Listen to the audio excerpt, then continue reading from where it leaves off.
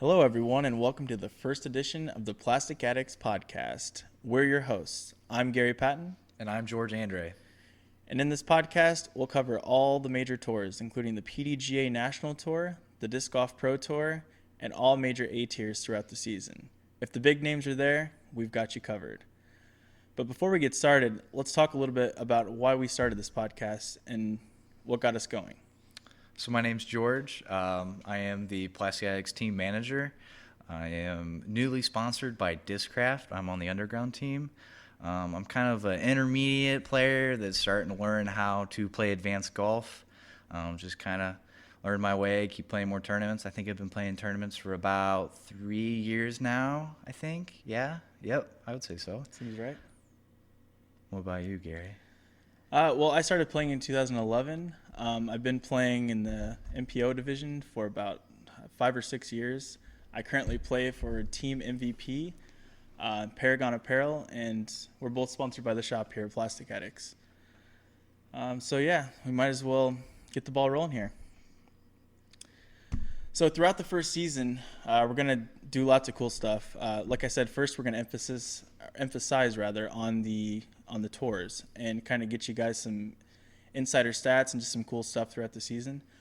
We'll also have some special guests, and we'll entertain listener questions, and we'll do a giveaway pretty much every single podcast. So what should we start with, the GBO? Sound good? Yeah, probably GBO. I mean, Okay. A lot happened in the GBO. So the glass blown open. Wouldn't you guess? It was very windy. Right. I mean, no it seems surprise. like it just gets windier and windier Yeah. every year. More and more overstable discs have got to be thrown right into the water, on the golf course, wherever. Yep, the normal stuff. Round one was actually not windy at all. Joel Freeman took advantage of that, coming in with a 54. He was too clear of the entire field. The closest person was Johnny McRae, 2 strokes back of him, and then it looks like there were 7 people with 57, so 3 strokes back. And then in round 2, the wind came, and boy, did it ever. So in round 2, if I remember correctly, only 9 people shot under par, That's crazy. which is just wild. I think it might have been 9 people either shot even or under par. For the age of disc golf that we're in, everyone's shooting, 11, 12, 18 under par for some rounds. That's crazy that only 9 people out of 144 people would be shooting under par. Yeah, and apparently Eagle McMahon saw nothing to do with the wind second round. He came in with a 1077, which is wild. I guarantee you part of that 1077 is that Metal Flake Maxes. Those Yeah, things yeah. don't know what wind is. They really don't.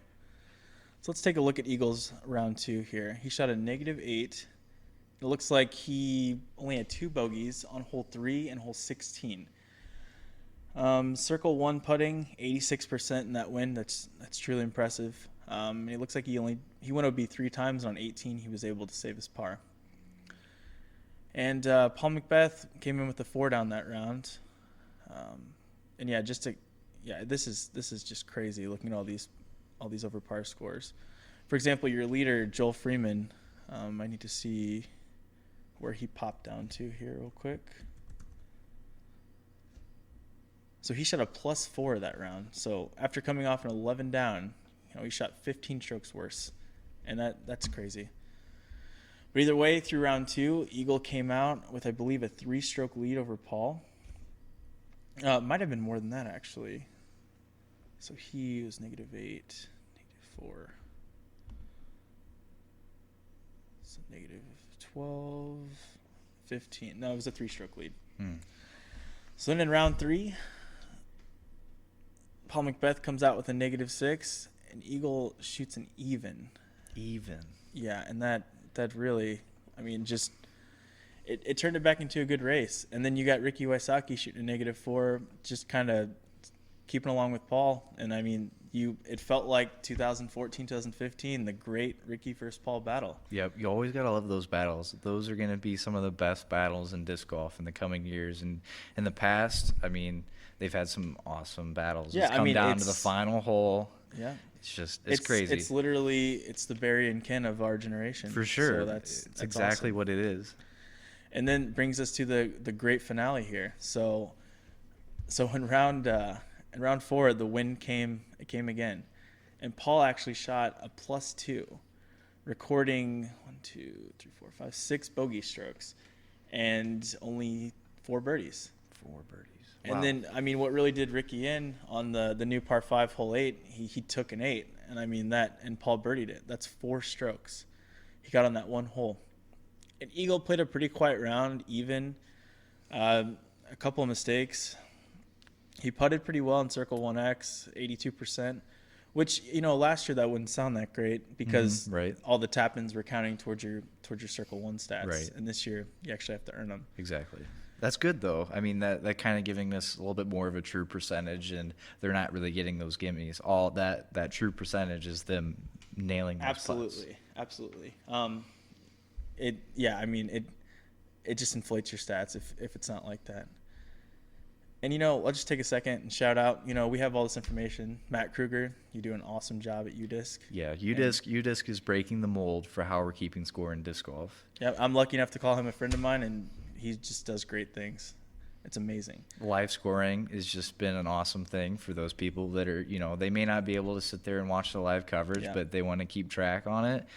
I mean, I'm guilty of it. I'm pulling it up on my phone at work, wherever I'm at, I'm checking it. It benefited me a couple times when I'm in a tournament and I know exactly what I need to do to hit the cash line, which is fantastic. Mm-hmm. And also, one thing that I cannot be more happy about, they added a spoiler free mode. So you actually have to click on the scores to reveal them. I'm someone, if I can't see it, I play MPO, but I'm still a big fanboy. I just love watching all this stuff. And you hate getting spoiled. I hate it. Absolutely. There's many times I'm coming in the shop and we're talking, and he'll be like, "You know who won this weekend?" I'll be like, "Yeah." He'll be like, "Don't say anything because I still got to watch it." Yeah, it's like, I man, hate Gary, it. I can't talk about it. I mean, I have spoiled for it a couple times, and Gary's kind of mad at me for the rest of the day, but he gets over it. But when it comes to spoilers, that's a big thing for Gary to have that spoil-free mode on UDisc. 100%. So back to the battle here. So Ricky started out and he's 4 down through the first 6 holes, and Paul's only 1 down. So, he tightened it up like right away and took the lead a little bit, and then that 4-stroke swing on hole 8 really did him in. And then Paul proceeds to double bogey the next hole, giving 2 back to Ricky. And Eagle just took a lot of pars, so he's just kind of hanging out there. I feel like that's really easy for Paul to go back there. Mm-hmm. To go back to that, it's so easy to take bogeys out there in the wind at GBO. Yeah, and we both played a tournament in Iowa the week before GBO, and for the pro field we had to play at this course it's called Westlake Park in Davenport, Iowa. What an absolute monster of a course. I mean, I don't know, just ballpark, maybe 14 holes, play over water, around water. It's a 24-hole layout. Always windy. It's just short of 11,000 feet, and I mean, Paul shot the course record out there, which was it 24 holes? Yeah, it's 24 holes, and I believe he shot a 70. So it's a par 88 or 87. They had a tree fall on a par 4, which I think now they declare par 3. But either way, he just tore it up, which is super impressive. And he even bogeyed a pretty easy birdie hole. It always seems to be the case. But regardless, the fact of the matter here, he'd been playing in the wind, and he did it quite well. So, and I think he won that tournament by 10 strokes. So, or maybe more. I mean, it was 10 strokes for most of the last round. Yeah. Yeah, I mean, Paul's on a hot streak, going from the Rumble to GBO. I mean, just continuing on wherever he's going, like he has control from the get-go, almost. Yeah, and in my notes here, I already have he's already up $18,730 this year, and that's with 9 tournaments. So he's averaging over $2K a tournament. That's crazy. That's big time. Yeah, and I mean, not to mention his $1 million contract he got on top of it. Exactly. I'd say he's doing just fine, and I think Discraft is really reaping the benefits of grabbing him. So not to toot Discraft's horn or anything, but yeah, that's big for disc golf. That's not just big for Paul and big for themselves. That's big for disc golf. Absolutely. So yeah, this battle inevitably came down to I guess I should say Eagle pretty much fell out of the race here on hole 15, taking a double bogey, and then I remember there being a little controversy at the end. If memory serves me correct, Paul threw his zone shot. I don't think it was from the drop zone. I can't quite remember, but he had kind of one of those tricky OBs where he's kind of on a rock, sort of in the water. And Ricky quickly went over and looked at it and didn't have much to say. They gave it to him. And then Paul shockingly misses the putt. I believe that was for his par. Yeah, he took a bogey. So, yeah, he misses that putt. He putted super quick, which I don't blame him because the wind is crazy out there. So he just tried to put it in as quickly as he could. Yep. So they went to the last hole completely tied. And Eagle, if I remember, was 1 or 2 back. That forced him to go for the green. And this hole is 673 feet. But the hyzer he has to throw to get to the green to have a chance for Eagle is probably a 700-foot shot. Yeah, I mean, it's just crazy the amount of power it's going to take to get all the way there. Yeah, and I'd heard in practice he made it to the green. But during the round, unfortunately, he was short. And that just left Ricky and Paul. And Ricky, I can't remember, Ricky would be on the tee first. He threw a pretty safe sidearm shot, just quality Ricky stuff. And it actually took a hop forward and went OB. That let Paul just throw the same exact shot a little shorter, and he was able to pitch up and just lay up and tap in for the win. Yep. It's always interesting when those tournaments come to a layup and tap in. I mean, it just kudos to the players that get to lay up and tap in. Sure. I mean, it doesn't always have to come down to the last putt, but man, is it crazy when it does. Yeah, and then it's wild. So, I mean, he finished with 244 strokes and Ricky with 245. And for anyone at home wondering, that's $20.49 to throw. So just imagine that next time you go out and throw. That's some pretty quick math. Yeah. Well, I had it in my notes. I'm not that edgy. Can't give you that much credit. Yeah, and over on the women's side, speaking of coming down to hole 18, we should just talk about the complete dominance that Katrina Allen looked like she was just going to coast wire to wire. It's good to see Katrina back on the successful bus. Yeah, I think this is her second big tournament win of the year. And Paige Pierce also, she was back the whole time. Katrina started out with a 1,003 rated round, and she had a 3-stroke lead, it looks like. And Paige Pierce instantly was already 7 strokes back. And then the second round, she gains 2 more on Pierce and kind of separates herself from the rest of the field. And then in the third round, she finally relinquishes 3 strokes to Paige. And then she comes back pretty much. Paige just chips away her lead the whole time, and they're actually tied on the final tee pad. I mean, could you imagine just the stress level you have on yourself having a lead for literally 3 and like 2/3 of a round? I mean, you are winning that tournament till the final stretch. Myself, like, I've choked away some leads, and it freaking sucks. I have too. That stays with you for a long time. Yeah. And I mean, I'm not winning any A tiers or contending in A tiers, or NTs by any mean, but I can only imagine the stress involved. And I mean, Katrina just kept hitting her putts off the cage, and it was just weird because she putted well all weekend. Yep. And then on the final tee pad, the final hole rather, she essentially parks a 425-foot hole, I believe. And then not only does she park it, it's on an elevated basket in the wind. She hits a 18-footer, 20-footer for the win. It was clutch. So clutch. It was impressive. It's awesome to see those rounds and those tournaments coming down to the final wire between those women. It's exciting to see. I feel like the women don't get enough credit for all of their accomplishments, and to see that was special. Yeah, it really was. And you don't. I mean, it seems like the women more than the men. You kind of get someone that sort of runs away with it. Yeah, for sure. And Pierce seems to run away with the GBO more than anyone else that I can think of. She's just, she's royalty down there. All the DDE, Latitude, Westside players, they're like kings and queens down there. It's really cool. Yeah, I think UDisc actually published a stat. There's an entire article on their Facebook, I believe I saw today. Paige Pierce, since they've started like with all the live scoring, she's got a 47% win percentage. That's insane. That is insane. She's winning less than just a hair under half the tournaments they are live scoring. That just goes to show what kind of dominance she has in FPO. Yeah, and that's incredible. So yeah, that's pretty much what we have for GBO here. And next we're going to talk about the Utah Open. Kind of get on that. And it was very interesting because we had some big names here. Andrew Presnell, Calvin Heimberg, Chandler Fry, Ricky Wysocki, Matt Bell, Alex Russell. Yeah, so just some great names out there. The interesting part about this is that not all the big names are there. I mean, there's a couple tournaments this past weekend that people were kind of going all over the place. Not everyone was hitting that one tournament, so we got to see some newer names, a local that shot very well the whole tournament. Yep. So it's kind of cool to get to see some new faces. Yeah, absolutely. We oddly enough, I see here it took last cash. We have a local to us, Alan Wagner. Looks like he scooped in and got last cash. That's pretty good. Cool.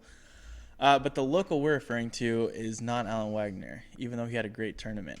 Justin Bilodeau, who, if I heard correctly, lives 5 minutes from not the golf course. Yeah, they 5 played. or 6 from the fort. The fort. The fort. Course we're going to see in 2020 Worlds. And that dude has a gnarly spin putt, and he's a teammate of mine. And that was the first time I got to see him play, and it was impressive stuff. The only thing gnarlier than a spin putt is that beard. Yeah, that beard is something else. That's beard goals. It's wild. It is so beard goals. I mean, that's commitment. It's commitment. I don't even understand how many years it would take to grow a beard of that magnitude. Or if your body allows it. I mean, I'm struggling just to grow the beard I got. Imagine how much commitment and how long it takes to grow with that beard that long. I can't imagine. Props to him, man. He had that thing tied up looking good. So let's get right into scores here. Ricky Wysocki opens up with a great 49, and that's at the course you probably are familiar with if you watch the coverage the last couple of years. They're out at the golf course. Tons of wind, tons of water. Same old thing for early year disc golf. Windy spring. That's the course that Ricky hit his ace with the harp on it, the walk-off ace on 18. Walk-off? Correct. Yeah, if I remember correctly, he had a pretty unfortunate event happen this year. Regardless, though, he opens up with a 1068 rated round, and it's a 49. He had a 4-stroke leader off the bat, and that's the last thing you want to do is give Ricky a 4-stroke lead. Yeah, for sure. Followed by Chandler Fry with a 53, Justin Bilodeau with a 53, and Matt Bell with a 54. And I believe that summed up our top card for round 2. Mm-hmm. And so moving into round 2 here. So Ricky Wysocki actually he came out and struggled a little bit, and that opened the door for other people like Andrew Presnell came in with a 51, Matt Bell came in with a 52, Justin Bilodeau with a 53, Cameron Metzer-Schmidt. He's a friend of mine. Hey, it's not always that easy. He'll probably all these names crucify me a bit for. I only know how to say Bilodeau because I heard it about 400 times on the Jomez. Yeah, I think Coling had to practice it himself. If you're doing it, you're going to get recognized. And yeah, for sure. That's what it's all about. Yep. So, yeah, Ricky only came in with a -2 second round. It's a 57. So, different courses, so be it. But, 8 strokes. When people are out there shooting 52s, 51s.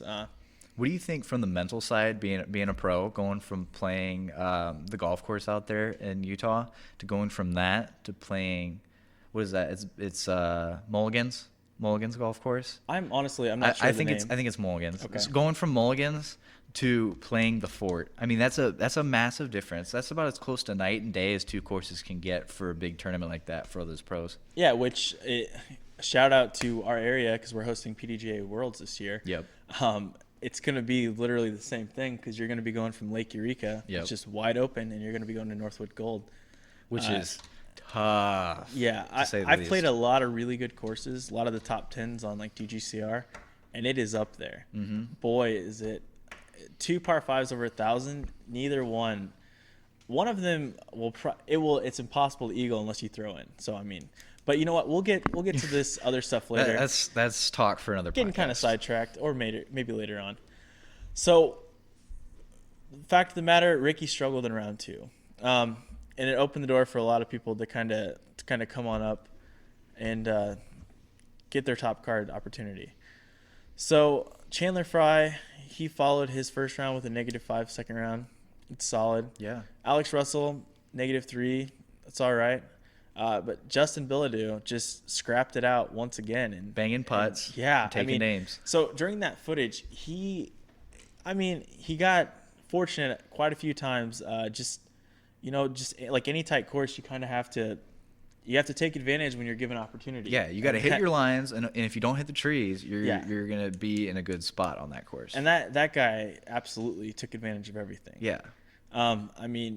60 footers, no problem. Oh, absolutely. 20 footers, no problem. I think it was kind of funny because I can't remember who had all the slow messes, if it was Chandler Fry or someone else, but regardless, Justin already had like 3 when they had said something about someone else, and it just made me think, like, give this dude some more love. I haven't seen that much velocity on a spin putt in a while. I mean, you think of some of the top spin putters. I mean, you put Simon.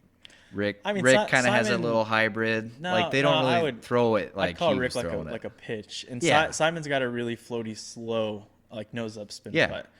I don't know, Josh Anton. Yep. Not a lot of people putt like that. No, not at all. He gets after it. That's a risk reward putt if I've ever seen one. If you're hitting it, you're hitting the pole and you're going in. And if you're not, like, man, those are some comebacks. MJ kind of spin putts like yeah, that. MJ. He almost short arms a little bit though. So, yeah, that's true. I mean, he's a very good putter though.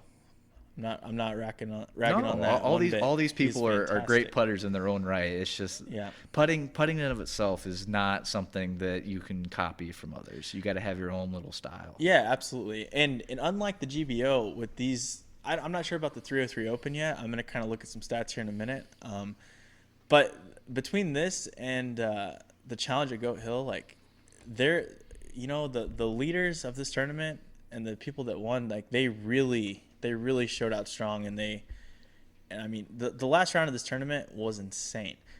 Matt Bell just went nuts on this course. I think Andrew Presnell had the course record at -8, and then Matt Bell comes in with a -10 or -11. I'm sorry. The way Matt Bell played that course is just aggressive. Off the tee from the get-go, he's going for it. Oh, he didn't lay up a single putt. It doesn't matter. I mean, off the tee, there's a couple of those holes you're like, if I hit this gap, I might have a putt. Like, no, he's smashing that gap, and he's going to hit that putt.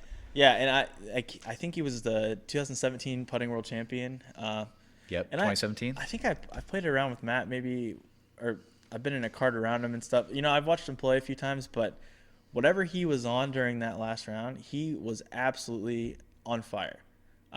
That's the kind of round where, like, I mean, you could hate somebody you're watching, and you cannot root against them because of how well they're playing. Yeah, for sure. You can do nothing but be happy. Like, your worst enemy could be doing that, and you just have to admire it. I'm not saying Matt Bell's my worst enemy by any means. I don't really know him that well, but I was just so happy to watch him do it. It was just awesome. It's always awesome to see someone come back. I mean, he wasn't on the lead card to start. I mean, he wasn't on the card going into the second round, and going into the last round, I was like, oh, wow, Matt Bell made it to – because I think he got on the card. Was he like 4th place on the card maybe? I can't remember like exactly. For the last round? Yeah. For the last round, he was he came in tied for the lead fourth round. Yep, you're right. Yeah. You're right, because he shot that hot round. Yep, he did. So he shot back-to-back hot rounds. And I mean, in his back 9, so he gets 7 straight birdies, takes a bogey, and then gets another birdie, which is awesome. And that par 3 17, like, let's be honest with ourselves. As I look through UDisc here, there's not a single bit of blue. Like, nobody birdied that hole. No. It's 490 feet and is insanely tight. Like, Bilodeau was throwing this great forehand shot and just forehanding about 400 feet, and then just like a long, like 80-ish foot jump putt, and then just tapping in every round. So people were playing for position. And I remember, okay, you know what? Now that I think about it, I don't know about your guys' opinions, but Ricky Wysocki kept getting absolutely screwed over by tournament sponsor signs. Oh yeah, that's something I really wanted to talk about. I'm glad you brought this up. I was almost I felt bad for Ricky. It was the unluckiest lucky disc golf sign out there. Ironically. I saw pictures before I watched, and I was like, wow, like where's this sign? Is this sign like 200 feet off the fairway? No, it's. Well, it starts out like pretty close to the fairway. He started out on hole 1, for God's sake, going a little deep, and you have to clear some water. It's not the easiest shot, but you want to make sure you have a putt. and he throws long. There's a river behind the basket. And then not only is there a river, but about 10 feet before the river, there's a sign that's like chest level with Ricky. I mean, it might have looked good on Jomez on the fly-throughs. I mean, you can notice him on all the fly-throughs. Sure, but, yeah. But in tournament play, like, I can only imagine how disappointed I would be if I land in it, by it, on it. And it's amazing because usually signs are almost beneficial to the players. Like Yeah. you think of the staked out, like the signs on the side of a island green or something. Yeah. And you can hit them as a backboard. But these signs in this case were 4 feet up, tight in trees. Absolutely. Can't really putt And I over, think can't of really the- putt under. I can think of like okay, I remember there's a really hard par 3 somewhere in the back 9. He got stuck behind it as well. And then on 17, which is the really hard par 3, he got stuck behind the sign in I think it was round 2. I mean, I could just look because I'm pretty sure he bogeyed the hole when he got stuck behind it. There's a couple times on that coverage where, I mean, people were you just have to Oh, no, figure it out must am I have been going to go round for 1. it or not. No, round 1. Yeah, it's just crazy. By no means is this we're against lucky disc golf. I mean, they had some pretty good signs. I mean, they got their name out there for sure. I mean, a lot of people now know about lucky disc golf thanks to it. Yeah. So, I mean, Matt Bell, ladies and gentlemen, just came out hot and shredding. You know what? What was his last round rated? 1073. Yeah, that'll do it. Yeah, that's typically the rounds you got to shoot to do well in those tournaments. Yeah, and that gave him a 4-stroke or a 3-stroke advantage over Ricky. And it looks like he shot about 1050 golf or so. So one of the things I noticed about Ricky's putt during like the last couple rounds or so, he landed in a lot of places where he could not swing his arm. Yeah, because Ricky kind of has that lower release point. He gets down low, and I mean, he's throwing it up yet nose down, and that's how he hits the pole. Yeah, but absolutely. he didn't really have the space to swing his arm on a lot of those putts, which is it's interesting to see how Rick's game goes from wide open golf course golf to I'm in the woods. I got bushes in front of me, trees in front of me, and just kind of seeing like he did struggle a little bit. I mean, we're used to seeing Rick, slam putts 45, 50, 60 feet. No problem. He's got it. Sure. They even said in the video that Jerm and Perkins were talking about how Ricky said 50-footers are like 20-footers. Oh, he always says that. They say they're like no matter if Rick's got an 80-footer, he's saying, it's like it's like 15 feet. That's wild. That's funny. You know, I feel like you get that way sometimes. I mean, if you're feeling it, you're feeling it. Yeah, if you're feeling it, everything feels like 15 feet. 50 feet is not. I mean, maybe like a 35-footer feels like a 20-footer. That's about as close as I've ever gotten to that. It must be nice. That's all I have to say. So yeah, Matt Bell did it.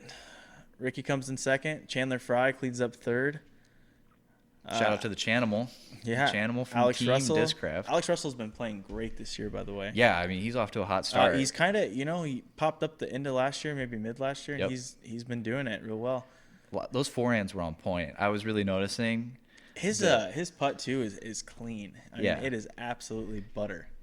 He was throwing around that AVR X3 like it was nobody's business on that forehand. A lot Yeah, of forehand shots that people were throwing high speed drivers. I mean, he was just throwing the putter, just hitting his lines. Yeah, it's good to watch. And Billadou got 6th place, which is nothing to shame on at all. He shot 53, 53, 56, and that's good for. Looks like he averaged about upper 1020s golf. And He's 1,000 rated, so that's fantastic. Presnell's in the mix. Cameron Messerschmidt, which I pronounced correctly that time. He shot some really solid golf as well. It's good to see him do well. And then Kessler Martin is in 9th, tied with Joel Freeman. And then you got I guess they're not all tied, but then you got Garrett Gerthy, Nate Perkins, and Jeremy Colling. Have you been able to play around with Andrew Presnell before? I've not played with Andrew, no. I think he's one of those guys he's on his way up. I mean, he's got a high rating for someone just getting on tour. Absolutely. But I think he's going to be one of those guys that as he gets a little bit more experience in the tour, like he is going to be a force. Yeah, I could see that. I mean, it seems like the way he plays the game is not necessarily the way that a lot of the top pros play it, but I mean, he makes it work. He makes it work well. Yeah, he's got that cool club down, throw hard style, which I can relate to firsthand because that's my favorite part of disc golf. I mean, I'd love to throw hard, and the slower it is, the straighter it flies. That's Yep. kind of how I look at it. I got to watch him live at New Melly last year at the end of the year at the Smoking Aces tournament, and him and Zach Johnson were battling, and just to see Andrew Presnell just throw some of those lines he was throwing at New Melly, it was sweet to see. I mean, it was just like, wow, I was like, this guy's a real Is that deal. the round where Derek Green was on top card also? Yep, I watched that. It was Derek and Andrew and Zach Johnson. Wasn't there 4 people though? I can't remember who the fourth guy I is can't for the either. life of me. And if I you're don't know listening to why. this, we're really sorry. Yeah. It was a cool round. I just remember it being super windy too. Yep. And it was, yeah. I mean, do you catch a common theme here? It was at a golf course type thing, Yep. and it was really windy. Yep. I mean, that wasn't even early year. It was just really windy. All right, so yeah, let's quickly talk about the 303 here, and then we'll talk about the challenge at Goat Hill. So, you know, I was just going to focus on the Utah Open and the challenge at Goat Hill, and then I kind of scrolled through the 303 Open over in Colorado, and I happened to see some, you know, a normal Colorado name, Joe Revere, and then a few ones that I wasn't really expecting. Eagle doesn't surprise me too much, but Yep. MJ being out in Colorado, that's pretty significant. Yeah, I know he had a DNF and quit the Rumble, which is very un-MJ like. Yeah, he was actually in the card behind me. We had a backup on a hole, and he came up chatting like everything was fine. Then we were all just kind of talking about how we're going to position this shot. It's over water, and then I think he dropped out a couple holes later. So Yeah, I think he was complaining about his hip. Yeah, that his hip was messed up. yeah, he hurt his hip and he didn't want to. He had a big tour planned, which I guess we can see he's over in Colorado. Right. I mean, it didn't take So- long for him to get right back on the horse. Yeah, that's great. It's only a couple weeks later. Yep. But yeah, Simon Lizotte was out there too. Other than that, I'm not really seeing. You know, Nate Wegren, he's from Michigan, I believe. I remember a few years ago that dude played in like 55 tournaments in a year. Yeah. That's wild. AJ Carey, former Am World's champion. Isn't he from North Carolina? Yep, he's Yeah, from man, the Charlotte area. He works at the Innova factory store out there in South Carolina. Yeah, it's in South Carolina. It's like right on the border, a little south of Charlotte. Yeah, I just classify everything over there as like Charlotte. Yeah, for sure. Because like, I don't know. I think it's closer to Rock Hill, South Carolina. Sure. Where USDGC That is. seems right. So yeah, we got an interesting. It looks like a pretty close battle here. Joe started out with a 2-stroke lead over Eagle, and then MJ actually was 6 back of him, and Luke Humphreys was just a few back, and then Simon Lizotte was actually 11 back. So he must have done some stuff here. Oh, I guess no, he only finished -18 overall when Joe was -35. So he doubled Simon's score. Where was the 303 Open at? It was in Federal Heights, Colorado. So if it's in Colorado, you know there's going to be a little bit of hometown advantage with the elevation. Sure, right? yeah, because I'm not sure if Simon's used to throwing on mountains and things like that. I mean, but I feel like he's used to throwing any crazy shot possible. yeah, and no surprise that him and Eagle, the Colorado natives, are in Right. first and second place. Yep. But I mean, he starts out with a 10.74 first round, and Eagles shot a 10.60, and then I mean that brings me back down to Simon. You know, it's not what he's looking for. He shot a 9.96 first round, and that's, you know, it's not great. And then, you know, Joe proceeded to shoot a 57 second round, and Eagle shot a 56. He chipped 1 stroke away at it. And then they flip-flopped the last round, and Joe shot a 56, and Eagle shot a 57. So looks like Joe edged him out by 2 strokes here, and he took home $1,600. It's good. It's good to see Joe do well. Yeah, and I mean, a Masters player that's playing an MPO. Yeah, I mean he throws some crazy shots out there in that altitude. He's just been a staple. He's one of those guys. If you're in Colorado, you know who Joe Revere is. Yeah, absolutely. He's in the 100 win club, so that's really prestigious. So I mean, yeah, good for him. He's got it going on. And I believe he's a Masters player, right? Or he could play Masters. I thought I that don't know. was correct. That I don't know. Yeah, Pro Masters. I'm not Yeah, very good at guessing ages. He was able to play Pro Masters last year. Gotcha. He won the Beaver State Fling in the GBO. So yeah, and let's go on to the challenge at Goat Hill here, which if you haven't watched the coverage yet, please do. It is anyone that's into just throwing really far and hard. Yeah. It is insane. That sounds like I don't right think up you your didn't alley. make it to watch that yet, did you? No, I haven't got to watch Yeah. it yet. So there's probably at least 10 times where people throw over 600, 30, 50 feet in there. Wow. It's just bombs. I mean, you get a card it's Thomas Gilbert, Seppo Paiu, Kevin Jones, and I'm trying to remember the locals. Clint Calvin. Clint Calvin was the noodle arm, and he threw about 500. Yeah. which is just wild. That's crazy.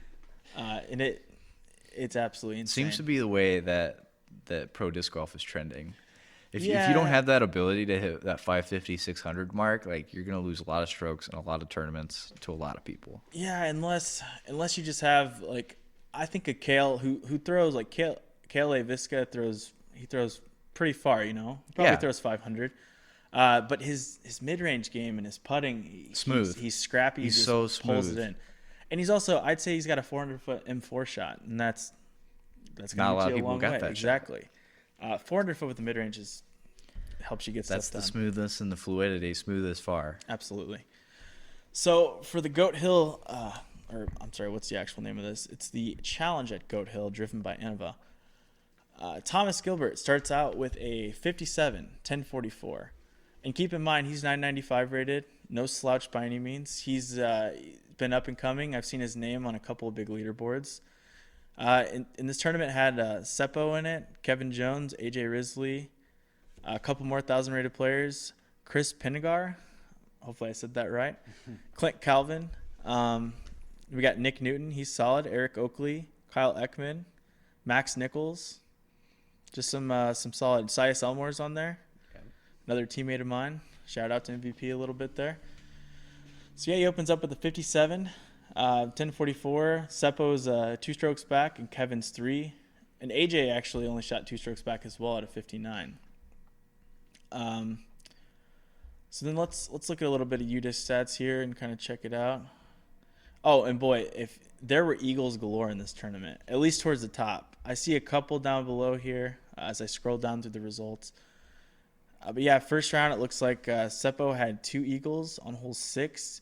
It's 485, but I mean, this shot is straight uphill, and you have to clear a golf green at maybe 450. So I'd say it takes about 5.5 to get there, maybe, or so. And he barely clears the green and hits the clutch putt. Wow. It was nice. And then on hole 16, it's 903 feet.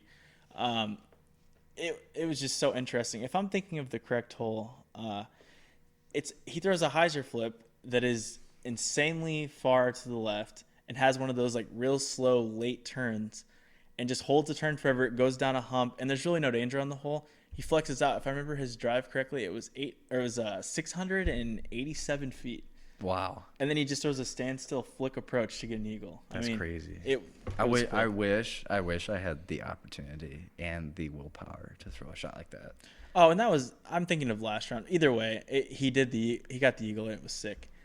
Yeah, I was looking at round 3 for some reason. This is, speaking of eagles, right? This is the same tournament that Kevin Jones had a total of 5 eagles in the tournament. So let's see. He's got 1 first round. He's got 2 second round. And third round he had 2. Maybe, yeah. So 5 eagles. That's crazy. Yeah, absolutely. When's the last time you threw 5 eagles in a tournament? I get one every now and then. Yeah, But now not, and then, not yeah. 5. No, you're not stringing 5 Absolutely together. Not. That's awesome. It's something cool too. Unfortunately, Seppo and Thomas, they kind of doinked their eagle putts on hole 15. It's 1,041 feet. I mean, not to shame, but they were about 18 feet out, and they both donked it. And in the commentary, Seppo was kind of talking about it. They had a moment between them where they're just kind of like, man, how did we both do that? That's disc golf though. It sucks sometimes just to waste. Off the top of my head, poor Simon, he's in there twice. Yeah, Simon. Throw it on a mountain. Simon's hole 18, had some he throws hits that he couldn't convert. insane Anheuser over the valley. You and think then he cages his putt, I believe. Yeah. And then at Waco, he throws the putter on the that the P2 492 shot, hole. 400 plus feet, and dude, that's still one of the craziest throws of the year. And for mortals, a way you can look at it, that one hole you just really want to birdie and you finally get your chance. It's got like an impossible line, and then you doink the putt. Mm-hmm. Like we all can relate in some regard. Yeah, like hole 10 at McNaughton from the shorts. If you two that thing, like you're feeling pretty good about your round. That's like an intermediate. I know. I'm saying, I mean, for you people at home, I mean, I'm one of those people that, like, if I'm 2-ing some of those intermediate level hard holes, like feeling good. Yeah, yeah, absolutely, absolutely. Mine would be more like if I park 17 or something. I don't know. Yeah, I mean that's you got to have the You gotta have a distance cannon. to Yeah, get all the way up absolutely. there at McNaughton. And you can tell we're really good at staying on topic, but Not really. hopefully, sarcasm, obviously. But yeah, Goat Hill, pretty much, you're gonna watch people throw really far. And Seppo actually tied the distance record on Central Coast like 3 times, throwing 77 miles an hour. Wow. Which is he's A ripping rocket. it. He's ripping it real Rocket. hard. So after round 1, it was a 2-stroke advantage, and then AJ fell off just a little bit. Thomas gained 4 on him. It popped the new lead card up. That's when I believe we had Thomas, Seppo, Kevin, and that's when Clint Calvin got on the top card. He's a local guy out there. Got tons of love. That was awesome. AJ Risley was also a local out there, so he also got some love. Sold some waffles. So Yeah, he's big on those waffles. yeah, I watched some of that fake PDGA stuff. And Yeah, I'd on never really Facebook? watched it. Yeah, yeah. And the guy that calls everyone on foot faults and stuff. Yeah. That was interesting. It looks like he's actually the guy who ran the distance, the rangefinder and the speed gun, radar gun, for all the throws. So yeah, after round 2, Thomas kind of kept on doing his thing and gained 2 more strokes on Seppo. And we were talking about Matt Bell not laying up or anything. Thomas Gilbert can freaking putt, man. That kid is great. I think he's 19 years old and he's out of Canada, but I don't know if it's Ontario or if it's. I don't have a remote Yeah, I clue. don't want to. I didn't wrong, even know but he was that young. Yeah, I he's thought he was 19. older than me. I didn't realize Nope. he was 19. 19 out of Canada. Dude's got a cannon. It was cool watching him, Seppo, and Kevin kind of leapfrog each other through the round, out-driving each other. Real They were placing competitive. like friendly bets and stuff. Like, hey, I just threw 630. Oh, I threw 640. Yeah. I threw 680. Just MPO problems. Sweet. That's like top 0.01% MPO problems, for though. sure. I mean, Best of the best. yeah, I could throw far enough, and I've never been like, man, I want to throw 700. I just have to. That would just be insane. Regardless, Thomas got it done. He won by 5. Good win for Thomas. Absolutely, a 995 player winning with just a slew of 1,000-rated players. I mean, A lot of big names. 4, 5, 6, 7. I mean, about maybe 12 people rated higher than him, and he took it down. He took home $1,400. So I'm sure when he looks back on this tournament, he's gonna be like, "Wow, how did I do that?" yeah, and who won? It's kind of like last year at Wintertime Open. I think Lance Brown beat like Paul and Eagle and all Yeah. them. That's got to feel so freaking good, man. That's awesome. And I mean, that's just, if it's your weekend, it's your weekend. Exactly. And that dude was not laying up putts. I remember like when he had a decent lead, he's still running, and every freaking green out there is on a hump. Yeah. So I mean, if you miss, you're gonna roll. Yep. It can be a crazy comeback. Kevin Jones, a few times I can recall him just getting freak rolls. Like Seppo had a forehand that hit on a green. He threw the safe shot, and then he rolled about 80 feet down a hill across the path OB, and just. Yeah. I mean, what are you gonna do? Wow. It just happens. So congrats to Thomas for winning that, Matt for winning Utah, and Paul for winning the GBO. What's the next tournament coming up? You know? Oh, I do know. It is the San Francisco Open. San Fran. Yes, and that's exciting stuff. Back over to Cali for some Cali disc golf. Yep, and we're back to just your normal stacked field, Yep. which is great. And I forgot to open a tab here on the PDGA to kind of Makes it a lot easier for us to watch all the coverage and really break it down. One tournament instead of 3. Yeah, absolutely. Which, if this ends up on YouTube, which it probably will, that's why we have a camera going as well. I know it's a heated discussion, but like, do you guys like the fact that the DGPT has taken their media to an online browser sense, or like a Roku? I saw Steve Dodge post something today about he was asking people if they had a Fire Stick or what they used in their home to, I'm guessing, take in all things that are kind of like the oddball stream stuff, which unfortunately we still are, even though we're trending in the right direction. Right. But yeah, I don't know. Like, I personally hated having to go to a browser to have to do it. I always watch it on a Fire Stick or just like through an app, smart TV, something like that. I'm either watching it on my iPad, on my Fire TV. Sure. Yeah, and I don't have Roku. And the website, whenever I tried to play it off the Fire Stick, it would just like freeze over and over again. And I mean, I've always been a Steve supporter. I was sponsored by Vibram back when Steve was the captain, and that is a great man, and he's doing great things for the sport. Steve is definitely a really great guy that gets a lot of flack for a lot of stuff that's not necessarily in his control. Yeah, and people hate change, and I get it. And plus, like, you don't want to change something you don't want to broke something that works just. Wow, you don't want to broke something. That was I speak good English. No, but you don't want to try to mess with something if it works just fine. You know, there's no reason to. But I get what he's trying to go for, so I still have faith in you, Steve. Keep up the good work, and hopefully it works out. And if I had my 2 cents, keep that on YouTube until something is absolutely flawproof. Oh yeah, I mean it's just so easy. Everything's so centralized. You can be so lazy. You can just stream it to your TV from your phone and just tap the little right whatever that triple line button. Yeah, I don't know what it's called. The box and the yeah, like it's so easy. So for San Francisco here, I mean, just assume we have everyone. I mean, we got Paul, Eagle, Ricky, Calvin, Josh Anton, Simon, Matt Orem. All the Cali locals are going to be out in full force. Everyone. It's really cool to watch just stacked fields. And so now Smashbox. If you haven't heard, obviously, if you missed the last event, they're back on with the DGPT. Jomez will not be at this one, but you'll have Parsafe Productions, which those are great guys, great quality. They do great work, and then you have Central Coast also on the coverage. So for all of you out there listening, if you have not followed these people, if you haven't subscribed to them on YouTube, if you're not using UDisc, if you're not subscribed to Jomez, if you're not subscribed to Smashbox, if you're not subscribed to Central Coast and all those other platforms, I mean, you're missing out on a lot of great coverage. And by you watching that coverage, you're supporting the future of our sport.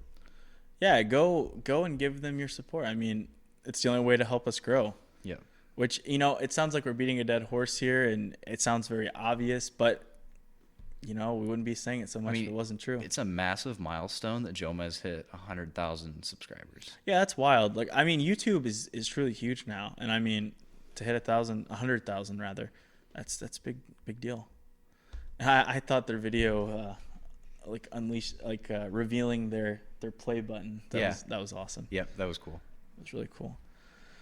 So yeah, let's dive on into last year's San Francisco Open. You say San Francisco Open, and you got Paul Macbeth's page up.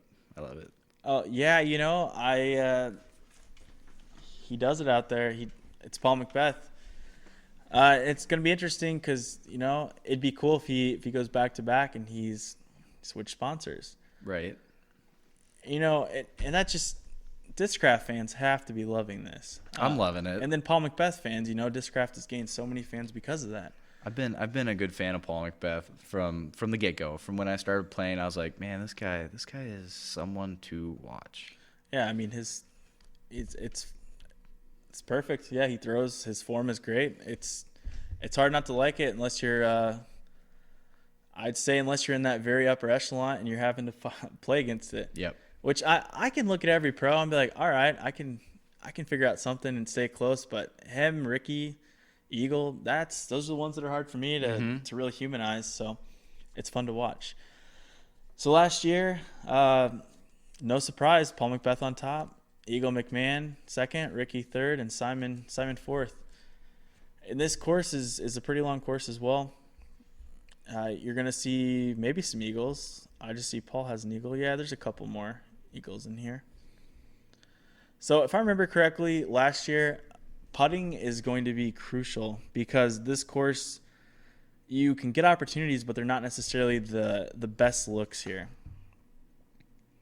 So I see most of Paul's birdies here. Okay, he's got a couple closer birdies, but he's hitting the circle's edge putts for him. And Eagle looks like there's a ton. I'm looking at all these birdie putt-in distances, and they're all like edge circle one, so they're not. You're gonna have to earn your birdies out here. Yeah, you're not going to be parking every hole. Yeah, it's not tap-ins by any means. Let me hop over to this year's and make sure the course is similar. It's just amazing how many things we have to look into now and just kind of gain knowledge. And Yeah, I mean, you can find a lot of statistics in disc golf, and it seems like a lot of the top sports in the world, they're really getting into the analytics of their respective sport. oh, it's not gonna let me look at course stats here. It's all locked. Oh. What a shame. Actually, I bet I can find it. But anyways, back on the analytics. The analytics of disc golf is improving, and with that, we're really seeing, what it's going to take to be able to place high in these tournaments. What kind of circle one putting percentage you got to have. Yeah, and we have several other cool stuff we'll talk about throughout the season. I'm calling it a season, but it's our first year of podcasts here.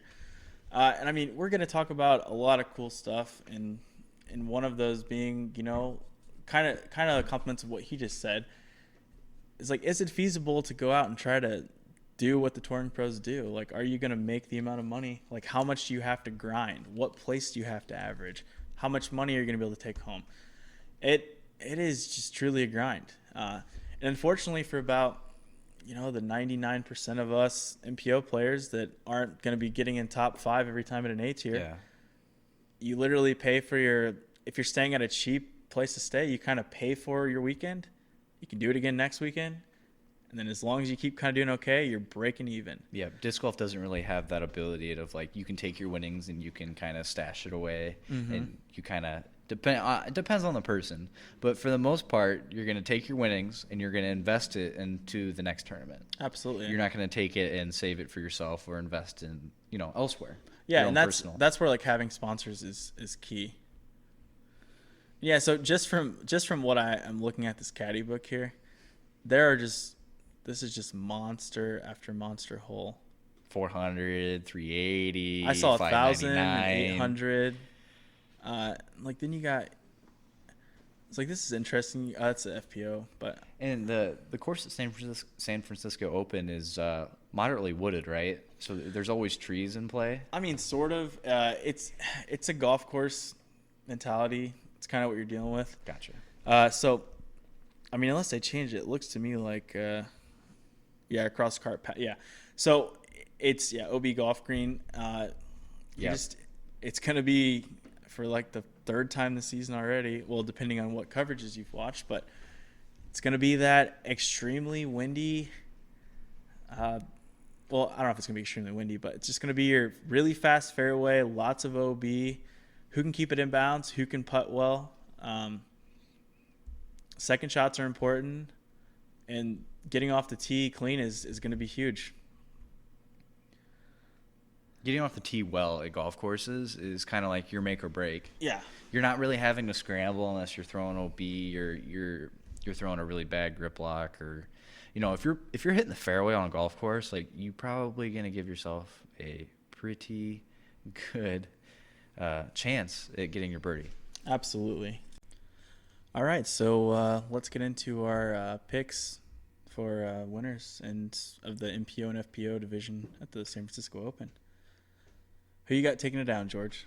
MPO, I am going to go with a pretty simple pick. Pretty simple? Yeah, I'm going with Paul Macbeth. Oh, I'm so shocked. Yeah, I know. I'm sorry, but you gotta ride the hot hand right now. I mean, he is on fire. Yeah, he's definitely on fire. No spoiler here. I'm gonna go the same way and go Paul. So I guess where the diversity comes, let's go ahead and do top 5. So I'll go ahead and give you my top 5 first. Like I said, Paul looks real good at number 1. I could see him being upset, and my gut tells me it wants to say Eagle could upset him, but I'm going to go Paul first, Calvin second, Ricky third, Simon fourth, and Eagle fifth. I like that. All those people throw really far. They putt really well. So, yeah, it's kind of what I'm feeling. I think in no particular order, just because that's a lot of thinking to rank them. Oh, sure. But I think AJ Risley's going to be up there in the top 5. I like it. Coling, Big Germ. Oh, wow. I think he's up there. I think Simon and Barsby.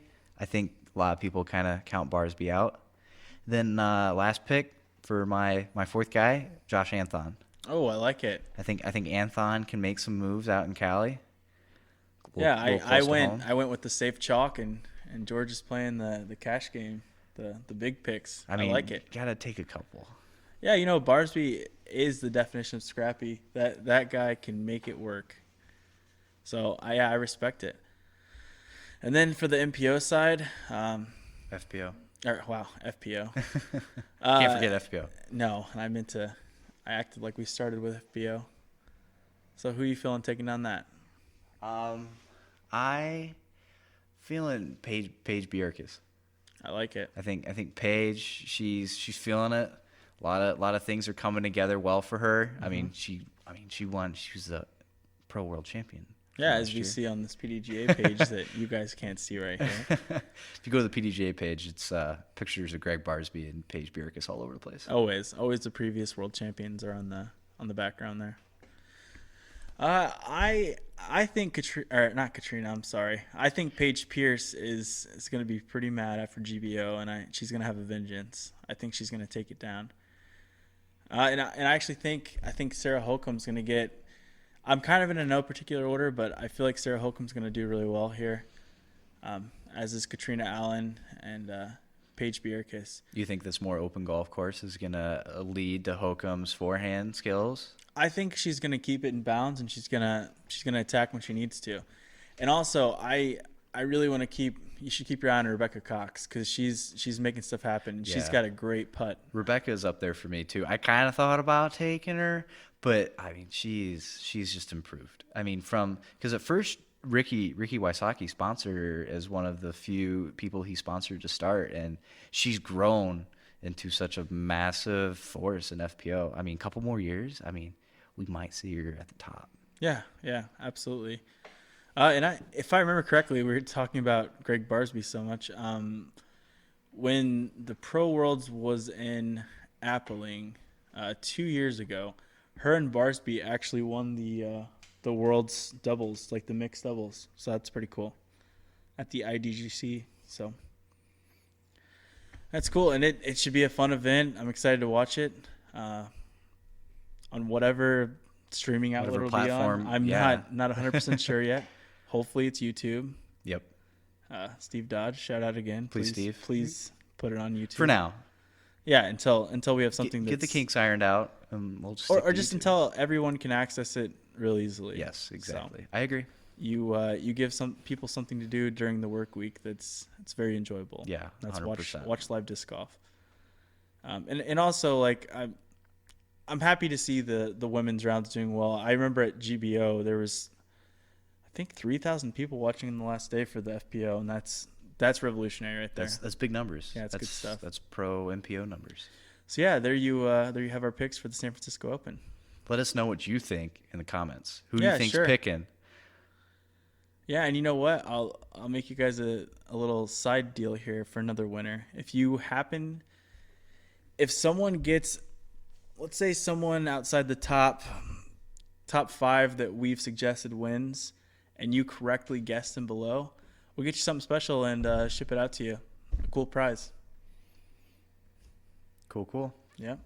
And let's see. I think we should talk about one more thing and kind of wrap it up here. Sounds good. We're going to try to keep these consistent, maybe 45 to an hour long each time. Yeah, I don't think we're going to hit anything over an hour and a half, even on our big podcast. Yeah. When we got a lot to talk about, we're going to kind of condense it. This is our first go at it. We're learning. We'll figure it out. We got a lot of time. Absolutely. So what we've kind of done, we've made a pretty much a big sheet here of just backlog. Some fun ideas. And I'm just gonna find one real quick and kind of shoot at it. And then we'll also segue. We're gonna leave this podcast. If you've made it this far with us, thank you. Thank you very much. It might be a rough ride. Love the support, but we'll improve. The struggle bus is real, but hey, we're driving it. We're gonna figure it out. Yeah, and since George is on Discraft Underground and I'm on Team MVP, we're gonna do something kind of fun here where we'll have hopefully 2 winners, and the winner of mine will receive. Honestly, you can tell me what MVP mold you. Actually, here's a perfect idea. Kind of just leave a comment of what MVP mold you like the best, and Comment on YouTube. and yeah, on YouTube, and why you like it, and I'll be sure to get you something. So what are we gonna do for the Discraft throwers? That's up to you, George. I think. I mean, I'm looking around in the shop right now as we're recording, and I'm seeing some Kongs. Lots The of hot, Kongs. hot item of Discraft. Absolutely. Love my Kong. I can't say enough good things. So why not give one away? There you go. All right. So How are you gonna give it away? What are you gonna do? What's gonna determine the winner there? wouldn't just have them comment. Have them comment why they like the Kong, Have them comment why they like the or Kong. how about what the Kong has opened up in your game? Yeah. Get a little more For philosophical sure. with it. The Kong has become a staple in my bag, and I don't know what I was doing before. And I honestly. just got the perfect ending topic right there. Yep, that's kind of what I want So to talk with about, too. all the talk about disc golf courses, let's say we're playing all these ball golf courses this year, if you will. If you don't like saying ball golf, I'm sorry. I'm a ball golf guy. Yeah. It's ball golf or disc golf. Some people, yeah, some people are really bad about that. Oh, and yeah. Some people don't care, No. which I could care less. But do you think disc golf is trending in the right direction? What we're either seeing wide open ball golf courses. So like look at De La Viega, Yeah. for example, the Masters Cup, and it's moved to the last round isn't even at De La anymore. And Yeah. I think that is a dang shame. But that situation might be a little different. Right. But how do you feel about disc golf is either moving in like the par 70 super hard technical courses or the ball golf courses? We're kind of losing that mid-range woods type courses. I mean, or parks courses. We hardly never see those anymore. It's true. I mean, especially around the Peoria area, it seems like a lot of the courses that are starting to go in, there's kind of like a mix of like the park courses and then the courses that are just out in the woods. Yeah, absolutely. I mean, we've got the addition of Northwood Gold, which is a par 63. Yeah, like we said before, it's a monster. If you It's haven't got to absolutely play monster. it yet, you should probably come play it. I think the best sanctioned round so far is a 66, and that was rated over 1,000. So we're talking over par, and that's over Good. 1,000. It's good. It's good disc golf if you're shooting a hair over a par. Yeah, and I mean, it's almost demoralizing. I remember playing the DGPT in 2016 at Rolling Ridge, and I barely made the cash. And I mean, we played an easy course for the first 2 rounds, and then when we played Rolling Ridge black to black, I think I had 1-2 through 2 rounds. Man. And not that I didn't have that. I had birdies, but oh my gosh, to only have 1-2 is crazy. And that's how Northwood Gold's play. I mean, it's literally you have about 5 legitimate 2 chances. Yep. And then you are just grinding away. Par 4s and par 5s. You gotta get your pars and then get your birdies when you can get them, and don't be taking those high numbers. No, it's No, stay away from the It's- double, triple, quad bogeys. so like my 2 cents on this fact. I love actual golf. I love to have to shape shots, like hit landing zones and then execute up shots. Par 4s in disc golf are a really great thing. The ball golf thing, it's a bit gimmicky for me. I don't know if I can't decide if I love or hate the hazard It does make rule. it easier to film. I mean, Absolutely. you got to think and from for the gallery. everyone it's good. can go and watch. It's easy to film. You're not going to have problems with satellite coverage. Yeah. But I agree with you in that I think disc golf in its purity is meant to be in the woods. Yeah, yeah. But I don't think there's nothing wrong with regular open ball golf courses. I don't think there's anything wrong, and I'm trying to think of like my favorite, which I don't even know. Like compared to GB, I haven't had the chance to play GBO yet, but I've played several golf course type courses. Just a few local ones we have here, or that I've played. We have Pine Hills, Dana Vici, made up in Ottawa, Yep. Illinois. That's pretty fun. It's not. I wouldn't say that's your normal golf course. There's nice elevation. You get to. There's a really picturesque creek that kind of runs to the back of it. It doesn't feel as golf coursey to me as like Sunset does. Yeah. And Pekin here. And the women will play that for Worlds, I believe. Yep, So I you think guys so. will get to see that. If you I think haven't they play seen it it for on Ledgestone, Ledgestone, too. yeah, exactly. That course is really fun, but I mean, you can absolutely tear it up if you're an MPO player. Oh yeah. I think Paul Oman came in. I think we had like 5 scores in the mid to upper 40s. Yeah. And Shout out Paulie O. Yeah, he's Cool a guy. really good player. Very good. Yeah, Paragon teammate too. So shout out Paragon again. And then like I'm thinking of I don't know if anyone listening has ever played Big Cedar Resorts in Branson, Missouri, but that's an interesting one on an old Executive 9. The elevation is just gnarly. And I feel like that one feels like a golf course. It's weird to me. But then when I watch GBO, and kind of, yeah, San Francisco Open, I'm thinking of like the 2015 like Japan Open and all that. It just doesn't feel right to me. Yeah. I don't know why. It's weird. I feel like part of it also has to do with what region they're playing in. I mean, Sure. like GBO, you're in Kansas, you're out in the open. Yeah, and a lot of wind. And then you think about like out east. I mean, like when I went out to Charlotte to play AM Worlds. I mean, I was in the thick of the woods, just the biggest, awesomest trees. I mean, I haven't played out west, so I can't speak to like Oregon, Those Bend, are way bigger trees. way bigger trees. Yeah. But the scale from Illinois to going out to Charlotte is just like, oh my goodness, there's trees everywhere. Yeah, and it's weird because we live on a big glacial shift, so like we have awesome ravines and great elevation and things like that. I can think of at least a couple courses right off the bat that's exactly what it is. It's a ravine. Yeah, like ICC is on an actual shift. Like Yep. it's on top of a bluff and there's gorges everywhere, but they do not use the gorges one single time. Oh my gosh, it's annoying. But yeah, I don't know how. I mean, you feel go to about it. Texas, and Texas is a little bit more open, not as much woods. I mean, there are woods, but there's not as much. I almost feel like when GBO was it 2 years ago, they used several different courses, and that was cool. I understand, like if I'm traveling to play a tournament, I would only like to play 1 or 2 courses as well. But I also think it works well when you do like a 2-course combo that are semi-different. You know, we talked about that earlier. Maybe not as different as Utah Open because that's crazy. Yeah, Utah is going just from white to black. I guess it's kind of cool because you get to give everyone a pretty solid chance there, and it really tests every part of your game. Yeah, I mean, if you're feeling every part of your game that weekend, you're probably going to put yourself in the top 5, top 10. Sure. But yeah, it's just a very interesting thought there. I kind of like it, to be honest. I mean, to go from an open course to a wooded course may not be the easiest thing to prepare yourself for, but on the other hand, I mean, the best of the best are going to do well at both courses no matter what. That's true. I mean, it was kind of like when I was watching the Utah Open at the Fort and I'm watching Ricky. I mean, you just think of Ricky and he's throwing, big swooping forehands and big, massive turnover backhand flex shots, and kind of seeing him have to throw in the woods there. I mean, you could kind of see. I mean, that's the first time I've kind of seen him struggle off the tee on some easy holes just because of the placement of the trees and the way the fairway's shaped in the woods. Yeah, and I mean, Ricky Ricky isn't the greatest person off the tee. He just always cleans it up with his putter. I'm not saying by any means he's bad off the tee, but No, not at all.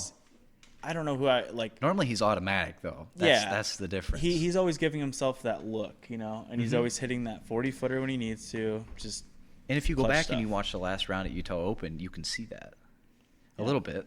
Yeah, he rises to the occasion, but he's also just. It's weird to watch him scrap through a round. So you're right. What was it? Last round at Vegas this year, I believe he kind of scrapped through that too. Yeah. And it was just different. But that's the difference. I mean, the Vegas course is more open. I guess there you go. There's another course. and then, I mean, then you have the other end of it, like Idlewild. Oh, my goodness. The artificial OB makes me just want to lose my mind. I get it. Do you think artificial OB is the future? Or do you think natural OB that, you got to pitch out of something that's going to give you that extra stroke? Or do you like the sidewalks OB? I like natural OB, but if we're trending towards the golf course style, there's not really a good way to implement natural OB unless you have bunkers and greens. Yeah. Which is kind of gimmicky, but I get it. And also, like, the ground play is 3 times as All much. over the place. Yeah, You absolutely. can skip 60 feet in any direction. But I had someone tell me this at a tournament earlier this year. They don't believe someone should be double penalized, and I think that's a fantastic way to put it. You shouldn't have to like throw in a bad spot and then have to take an OB stroke, and then you have to play. Let's say you go into the woods and you land in water, and you have to still play it from in those woods in a bad spot. Like, the OB line should just be on top. If you go in the woods, you can just be OB. Call it that. Mm-hmm. I think of Lemon Lake in 2013 Worlds. They cut out a fresh course, and I mean, it was bad. You go 5 feet out of there, you're having a trouble getting through a 1 foot wide like pine tree gap, pitching back out. Just mark that off as OB, and I mean, don't penalize the person twice. Like, if there's OB in those woods and then you're going to have to still play from inside of them, then I think you just cut the line at the tree line and then call it that. Yeah.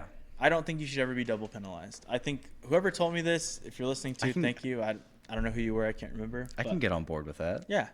Don't penalize somebody twice for something. Yeah. So, looks like we ran out of GoPro battery there. Yeah, for sure. That's okay. It's all right. Sorry, YouTube. Yeah. So yeah, we're already an hour and 5 minutes into this, and I think we've covered a lot. A lot. So don't forget, make sure to comment with your favorite MVP mold, and I'll just pick a winner at random, and you'll get a free disc. Is there any social media you got people to follow you on? Honestly, I'm not a big Twitter guy or Instagram guy. Yeah. You got an but, Instagram, though. I do have an Instagram. You know what it is? I don't, but See, I'm going to put you on the spot because there's a hole in your social media game, and that's Instagram. Yeah, I don't know if Instagram or Twitter is my bigger Between hole. your fishing and your disc golf, like, if there's anything about Gary that I could tell you, his second hobby is fishing. Yep, I do love If he's fishing. not playing disc golf when it's nice out, he's fishing. Absolutely. And yeah, if you want to follow me on Instagram, I'm onewhodrums3, and it's the number 3, not spelled out. Wow, that's it's tough. It's probably like an old, like a 15-year-old username. You know what I mean? But you can always like Plastic Addicts Disc Golf Supplies on Facebook. You can join our Facebook group. We would enjoy that. Might be making a Facebook group maybe for the podcast. Yeah, and I'll link all of our stuff here in the description below on YouTube. Yep. Even though you're probably listening to this right now and just seeing a black screen because my camera ran out of batteries. We did not anticipate going for over an hour. Yeah, I mean, we just get talking, the juice is flowing, feeling good. But you can friend me on Facebook, George Andre, or you can follow me on Instagram at George_disc golf. Yeah, and sorry I don't have a cool disc golf in my name. Social media is the wave of the future for disc golf, so if you're not on social media, you're missing out. Absolutely. And at this point, we're just sort of rambling, so we should probably... Feel free, though, if you got some questions for us, if there's something you want us to cover. We're always taking listener questions. You can message me on Facebook. You can message me on Instagram. Yeah, and that's fantastic, actually. So, yeah, feel free in the comments below to, just put some questions in there you want to hear us talk about. We can shout you out. Yeah, for sure. Anything. I mean, that could be anything from forum-related stuff to why we like to throw what we throw. Yeah, if you got MVP questions, hit up Gary. If you got Discraft questions, hit me up. We got a good amount of knowledge of the plastic that we throw. Absolutely. If you haven't tried a habit intervention from Plastic Addicts, do so. That helps support the shop. Yeah, and I guess another quick thing, some background on Plastic Addicts here. We're a shop in Central Illinois, Ledgestone Country, obviously. Yep. We opened up in 2011. Johnny Harrison's the owner. He actually started it out of the back of his van and just kind of went to events, and slowly we moved into the back of a store here in North Pekin, Illinois. And we've had our own location for about 4 years. So now we're starting to get a little bit back into going to the events and vending the events. I think we got a couple events that we're vending and doing the payout for. Yeah, going to bigger events. Yeah, Johnny's hauling a Discraft trailer around I'd say around the Midwest. He's going to hit several events. Thanks to Bob and Mike I for think the trailer. like he'll be at Mad City Open. He'll be at the Jefferson City City Open. We'll be doing the payout too. get signed up for that. Mid-America, I believe. Mid-America, yep. Yeah. Just lots of big events. I'm not sure if he's going down to like AM Worlds or not. Or I guess I'd say up. Up, to Pennsylvania. New York. Or is it Pennsylvania? I thought Yeah, it was it's New in York. York, Pennsylvania. Oh, Trust okay. me. I'm sitting here waiting. Yeah, I get to drive about 15 minutes to Worlds, so I'm pretty stoked. Yeah, lucky you. So yeah, we're one of the biggest disc golf retailers in the state of Illinois. We pretty much, our little catchphrase isn't, we satisfy all your disc golf cravings. We pretty much got it all. Yeah. And it's nice. Obviously, we're making a disc golf podcast, so we care deeply about disc golf. But Hopefully this will be a weekly occurrence, and we'll be able to satisfy your cravings weekly. yeah. Honestly, can't think of too much else. So I think that's about it. I'd like to thank our sponsor for the podcast, Plastic Addicts. Yep. And both of our sponsors, Plastic Addicts, mine being MVP and Paragon also. And Discraft for me, big thanks to them for putting their name on us, and hopefully we represent it well through this podcast. Yeah, absolutely. Well, All right. thanks for tuning in, guys, and we'll catch you next week. Yes, see you next week. Thanks, guys.